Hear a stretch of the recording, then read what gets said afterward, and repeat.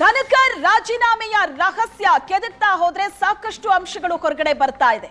ಧನಕರ್ ರಾಜೀನಾಮೆಯ ರಹಸ್ಯ ಕುರಿತಂತೆ ಹೊರಗಡೆ ಬರ್ತಾ ಇರುವ ಈ ವಿಷಯಗಳ ಬಗ್ಗೆ ಡೀಟೇಲ್ಸ್ ಅನ್ನ ಕೊಡೋದಕ್ಕೆ ಹಿರಿಯ ಪ್ರತಿನಿಧಿ ಪ್ರಶಾಂತ್ ನಾಥು ನಮ್ಮ ಜೊತೆ ಜಾಯ್ನ್ ಆಗಿದ್ದಾರೆ. ಪ್ರಶಾಂತ್, ನಿನ್ನೆಯಿಂದ ಬಹಳ ಜೋರಾಗಿ ಚರ್ಚೆ ಆಗ್ತಾ ಇರೋದು, ಕಾರಣ ಅನಾರೋಗ್ಯ ಅಂತ ಕೊಟ್ಟರೂ ಕೂಡ ಸಾಕಷ್ಟು ಕಾರಣಗಳು ಕೆದಕ್ತಾ ಹೋದಾಗ ಸಿಗ್ತಾ ಇದೆ.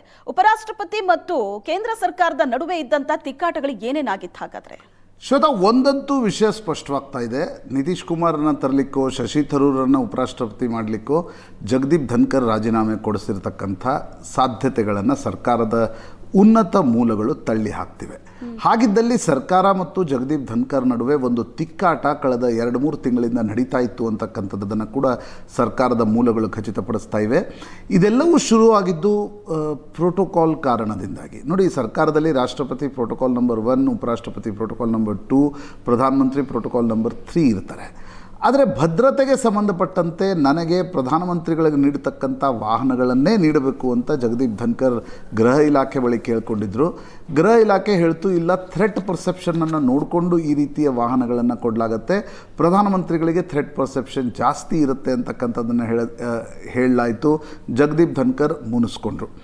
ನಂತರ ಕೇಂದ್ರ ಸಚಿವರು ಅಥವಾ ಯಾರೇ ಅವರನ್ನು ವಿಸಿಟ್ ಮಾಡಲಿಕ್ಕೆ ಹೋದರೂ ಕೂಡ ಮೋದಿ ಸರ್ಕಾರದ ಬಗ್ಗೆ ತಮ್ಮ ಅಸಮಾಧಾನವನ್ನು ಬಹಳ ಮುಕ್ತವಾಗಿ ಜಗದೀಪ್ ಧನ್ಕರ್ ಹೇಳ್ಕೊಳ್ತಾ ಇದ್ದರು ಅಂತಕ್ಕಂಥದ್ದು ಕೂಡ ಸರ್ಕಾರದ ಮೂಲಗಳು ಖಚಿತಪಡಿಸ್ತಾ ಇವೆ.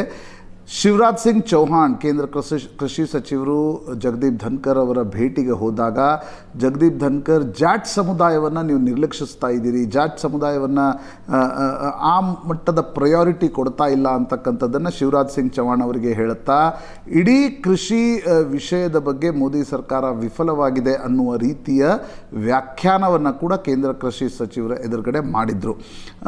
ಇದು ಕಾಲದಿಂದ ಕಾಲಕ್ಕೆ ಸರ್ಕಾರಕ್ಕೂ ಕೂಡ ಇದು ಅರ್ಥ ಆಗ್ತಾ ಇತ್ತು. ಹೀಗಾಗಿ ಒಂದು ರೀತಿಯ ತಿಕ್ಕಾಟದ ಸನ್ನಿವೇಶ ಕೂಡ ಜಗದೀಪ್ ಧನ್ಕರ್ ಮತ್ತು ಸರ್ಕಾರದ ನಡುವೆ ಇತ್ತು. ಸಂಸತ್ ಟಿವಿಯ ಸಂದರ್ಭದಲ್ಲೂ ಕೂಡ ಓಪನ್ ಸಭೆಯಲ್ಲಿ ಉಪರಾಷ್ಟ್ರಪತಿಗಳು ಹೇಳಿದರು, ನನ್ನ ಭಾಷಣ ನಾನು ಎಲ್ಲೆಲ್ಲಿ ಮಾಡ್ತೀನಿ ಅದನ್ನು 1 ಗಂಟೆ ಸಂಸತ್ ಟಿವಿಯಲ್ಲಿ ಅದರ ಬಗ್ಗೆ ವಿಮರ್ಶೆ ವ್ಯಾಖ್ಯಾನ ನಡಿಲೇಬೇಕು, ನಾನು ಏನೇ ಮಾತನಾಡಿದರೂ ಕೂಡ ಅದಕ್ಕೊಂದು ಟಾಪ್ ಪ್ರಯಾರಿಟಿ ಸಂಸತ್ ಟಿವಿಯಲ್ಲಿ ಇರಬೇಕು, ಪ್ರಧಾನಮಂತ್ರಿಗಳಿಗಲ್ಲ ಅಂತಕ್ಕಂಥದ್ದನ್ನು ಕೂಡ ಜಗದೀಪ್ ಧನ್ಕರ್ ಸಂಸತ್ ಟಿವಿಯ ಸಭೆಯ ಸಂದರ್ಭದಲ್ಲಿ ಹೇಳಿದರು. ಯಾಕಂದರೆ ಸಂಸತ್ ಟಿವಿಯಲ್ಲಿ ಸಭಾಪತಿಗಳು, ಲೋಕಸಭಾ ಸ್ಪೀಕರ್, 2 ಸದನಗಳ ಸೆಕ್ರೆಟರಿ ಜನರಲ್ ಅದರ ಗವರ್ನಿಂಗ್ ಕೌನ್ಸಿಲಲ್ಲಿ ಇರ್ತಾರೆ. ಅದಾದ ಮೇಲೆ ಪ್ರಮುಖವಾಗಿ ಸರ್ಕಾರದ ಕಡೆಯಿಂದ ಕೂಡ ಜಗದೀಪ್ ಧನ್ಕರ್ ಬಗ್ಗೆ ಒಂದು ರೀತಿಯ ಅವಿಶ್ವಾಸ ಮೂಡಿತ್ತು. ಅದು ಟಿಪ್ಪಿಂಗ್ ಪಾಯಿಂಟ್ ತಲುಪಿದ್ದು ಸೋಮವಾರ. ಯಾವಾಗ ಜಗದೀಪ್ ಧನ್ಕರ್ ಲೋಕಸಭೆಯಲ್ಲಿ ರಾಹುಲ್ ಗಾಂಧಿ ಈ ವಿಷಯದ ಬಗ್ಗೆ ಮಾತನಾಡಲಿಕ್ಕೆ ಸಮಯ ಕೇಳಿದಾಗ ಲೋಕಸಭಾ ಸ್ಪೀಕರ್, ಇಲ್ಲ, ನೀವು ನೋಟಿಸನ್ನು ಕೊಡಿ, ಆ ನೋಟಿಸನ್ನು ಕೊಟ್ಟ ಮೇಲೆ ನಾವು ಅದನ್ನು ಕನ್ಸಿಡರ್ ಮಾಡ್ತೀವಿ ಅಂತಕ್ಕಂಥದ್ದು ಹೇಳಿದರು. ಆದರೆ ರಾಜ್ಯಸಭೆಯಲ್ಲಿ ಸಭಾಪತಿ ಜಗದೀಪ್ ಧನ್ಕರ್ ಮಲ್ಲಿಕಾರ್ಜುನ್ ಖರ್ಗೆ ಅವರಿಗೆ ಅನ್ಇಂಟ್ರಪ್ಟೆಡ್ ಟೈಮನ್ನು ಕೊಟ್ಟರು ಅಂತಕ್ಕಂಥದ್ದು ಕೂಡ ಸರ್ಕಾರದ ಅಸಮಾಧಾನಕ್ಕೆ ಕಾರಣ ಆಗಿತ್ತು. ಇನ್ನೊಂದು ಪ್ರಮುಖವಾಗಿರ್ತಕ್ಕಂಥ ಅಸಮಾಧಾನ ಇದ್ದದ್ದು ಲೋಕಸಭೆಯಲ್ಲಿ ಜಸ್ಟಿಸ್ ವರ್ಮಾ ವಿರುದ್ಧದ ಜಡ್ಜಸ್ ಎನ್ಕ್ವೈರಿ ಆ್ಯಕ್ಟ್ ಮತ್ತು ಮಹಾಭಿಯೋಗದ ಒಂದು ನೋಟಿಸ್ಗೆ ಸಂಬಂಧಪಟ್ಟಂತೆ ಸರ್ಕಾರದ ಕಡೆಯಿಂದ ರವಿಶಂಕರ್ ಪ್ರಸಾದ್, ಅನುರಾಗ್ ಠಾಕೂರ್ ಸೇರಿದಂತೆ BJPಯ ಸಂಸದರು ಕೂಡ ಅದರಲ್ಲಿ ಸಹಿ ಹಾಕಿರ್ತಕ್ಕಂಥ ಒಂದು ನೋಟಿಸ್ ಲೋಕಸಭಾ ಸ್ಪೀಕರ್ಗೆ ಕೊಡಲಾಗಿತ್ತು. ಆದರೆ ರಾಜ್ಯಸಭೆಯಲ್ಲಿ ಸರ್ಕಾರವನ್ನು ವಿಶ್ವಾಸಕ್ಕೆ ತೆಗೆದುಕೊಳ್ಳದೆ ಏಕಪಕ್ಷೀಯವಾಗಿ ವಿಪಕ್ಷಗಳ 63 ಸಂಸದರ ನೋಟಿಸನ್ನು ಜಗದೀಪ್ ಧನ್ಕರ್ ಮಾನ್ಯ ಮಾಡಿದ್ದು ಸರ್ಕಾರಕ್ಕೊಂದು ರೀತಿಯಾಗಿರ್ತಕ್ಕಂಥ ತೀವ್ರ ಅಸಮಾಧಾನಕ್ಕೆ ಕಾರಣವಾಯಿತು. ಸರ್ಕಾರಕ್ಕಿರುವ ಹೆದರಿಕೆ ನನಗನ್ಸುತ್ತೆ, ವಿಶ್ವ ಹಿಂದೂ ಪರಿಷತ್ನ ಸಭೆಯಲ್ಲಿ ಡಿಸೆಂಬರ್ನಲ್ಲಿ ಜಸ್ಟಿಸ್ ಯಾದವ್ ಹೋಗಿ ಶಂಕರ್ ಯಾದವ್ ಹೋಗಿ ಭಾಗವಹಿಸಿದ್ರು. ಅದರ ಬಗ್ಗೆ ನ್ಯಾಯಾಂಗದಲ್ಲೂ ಕೂಡ ಸಾಕಷ್ಟು ಒಂದು ವಿಮರ್ಶೆಗೆ ಕಾರಣವಾಗಿತ್ತು, ಬೇಸರಕ್ಕೆ ಕಾರಣವಾಗಿತ್ತು. ಅದನ್ನೇ ಇಟ್ಕೊಂಡು ವಿಪಕ್ಷಗಳು ಜಸ್ಟಿಸ್ ವರ್ಮಾಗೆ ಹೇಗೆ ಒಂದು ರೀತಿಯ ಮಹಾಭಿಯೋಗದ ಮತ್ತು ಜಡ್ಜಸ್ ಎನ್ಕ್ವೈರಿ ಆ್ಯಕ್ಟ್ನ ಪ್ರಕಾರ ನೋಟಿಸನ್ನು ನೀಡಿದ್ರು, ಏಕಪಕ್ಷೀಯವಾಗಿ ವಿಪಕ್ಷಗಳು ಕೂಡ ಜಸ್ಟಿಸ್ ಶಂಕರ್ ಯಾದವ್ ಬಗ್ಗೆ ಏನಾದರೂ ನೋಟಿಸ್ ನೀಡಿ ಉಪರಾಷ್ಟ್ರಪತಿಗಳು ಅದನ್ನು ಮಾನ್ಯ ಮಾಡಿದರೆ ಅಂತಕ್ಕಂಥ ಆತಂಕ ಸರ್ಕಾರದ ಮಟ್ಟದಲ್ಲೂ ಇತ್ತು. ಹೀಗಾಗಿ ತೆರೆಯ ಹಿಂದೆ ಶ್ವೇತಾ, ನಮಗೆ ಬಂದಿರತಕ್ಕಂಥ ಮಾಹಿತಿಗಳ ಪ್ರಕಾರ 2-3 ದಿನಗಳ ಹಿಂದೆ, ಅಂದರೆ ಸೋಮವಾರ ಸೆಷನ್ ಸ್ಟಾರ್ಟ್ ಆಗಬೇಕು, ಶನಿವಾರ ಶುಕ್ರವಾರದ ಸಂದರ್ಭದಲ್ಲಿ ಪಿಯೂಷ್ ಗೋಯಲ್ ಏನಿದ್ದಾರೆ ಕೇಂದ್ರ ಸಚಿವರು, ಅವರ ನಿವಾಸದಲ್ಲಿ ಕೆಲ ಸಂಸದರ ಸಭೆಯನ್ನು ಕರೆಯಲಾಗಿತ್ತು, ರಾಜ್ಯಸಭಾ ಸಂಸದರು. ಅಲ್ಲಿ ಜಗದೀಪ್ ಧನ್ಕರ್ ವಿರುದ್ಧ ಅವಿಶ್ವಾಸ ಗೊತ್ತುವಳಿಯನ್ನು ಮಂಡಿಸಬೇಕಾ ಅಂತಕ್ಕಂಥದ್ರ ಬಗ್ಗೆ ಕೂಡ ಚರ್ಚೆ ನಡೆದಿತ್ತು. 6 ತಿಂಗಳ ಹಿಂದೆ ವಿಪಕ್ಷಗಳ ಸಂಸದರು ಅವಿಶ್ವಾಸ ಗೊತ್ತುವಳಿಯನ್ನು ಮಂಡಿಸಲಿಕ್ಕೆ ಹೋದಾಗ ಚೇರ್ ಅದನ್ನು ನಿರಾಕರಿಸಿತ್ತು.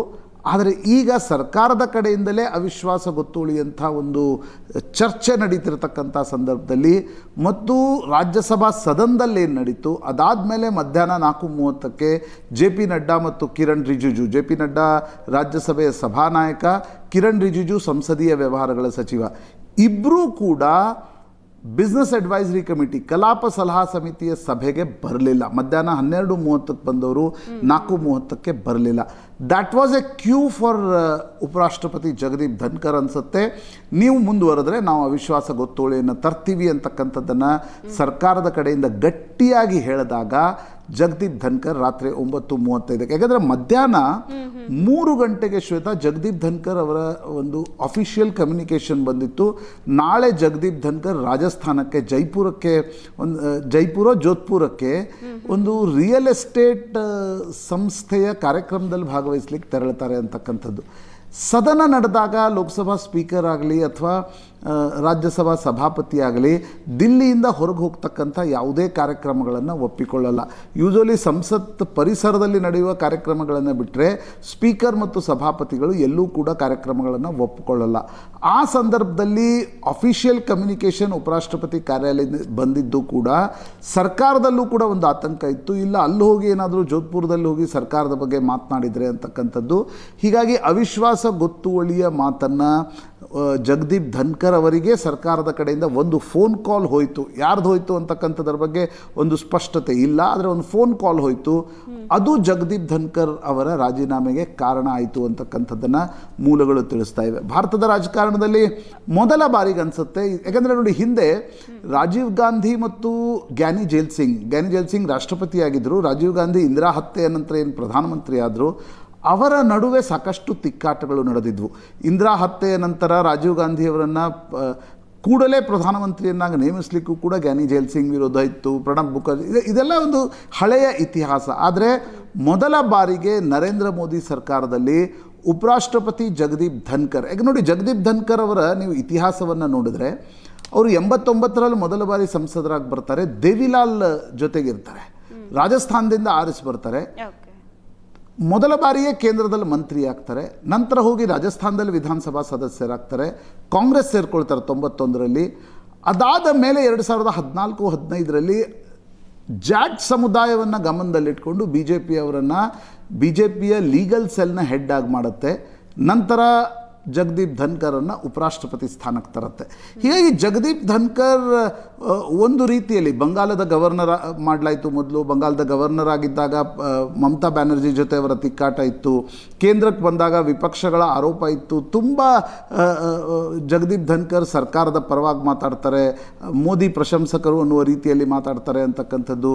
ಚುನಾವಣೆಯ ಸಂದರ್ಭದಲ್ಲಿ ಅವರು ಪದೇ ಪದೇ ರಾಜಸ್ಥಾನಕ್ಕೆ ಹೋಗಿದ್ದು ಕೂಡ ವಿಪಕ್ಷಗಳ ನಾಯಕರನ್ನು ಕೆರಳಿಸಿತ್ತು. ಅದಕ್ಕಾಗಿಯೇ ಅವಿಶ್ವಾಸ ಗೊತ್ತುವಳಿಯ ಒಂದು ಚರ್ಚೆ ಕೂಡ ಆರಂಭ ಆಗಿತ್ತು.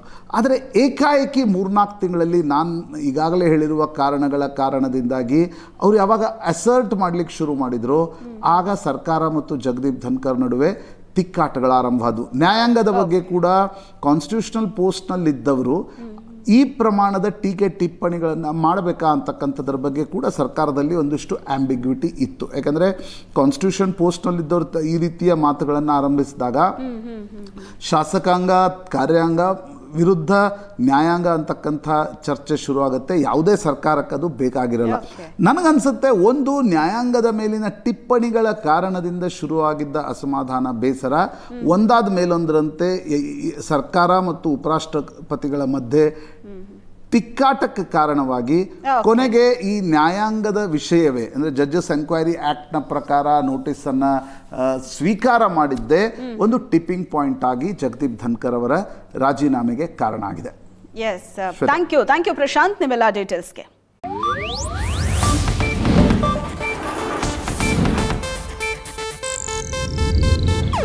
ಇದು ಏಷ್ಯಾನೆಟ್ ನ್ಯೂಸ್ ನೆಟ್ವರ್ಕ್ ಪ್ರಸ್ತುತಿ.